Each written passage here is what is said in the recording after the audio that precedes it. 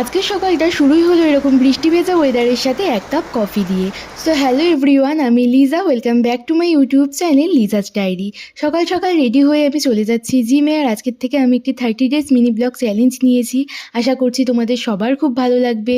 জিমে গিয়ে আমার ভিডিও নিতে একদমই মনে ছিল না। এরপর বাড়ি এসে আমি আমার প্রোটিন পাউডারটাকে একটা জারে স্টোর করে রাখলাম। আর এখানে আমি আমার আজকের প্রোটিন শেকটাও বানিয়ে নিচ্ছি। তারপরে এটা খেয়ে ফ্রেশ হয়ে আমি বসে গেছি এই জায়গাটাকে পরিষ্কার করতে। অনেক দিন ধরে পরিষ্কার করব করেও এই জায়গাটা পরিষ্কার করা হয়ে উঠছিল না, বাট আজকে আমি একদম সব পরিষ্কার করে দিয়েছি।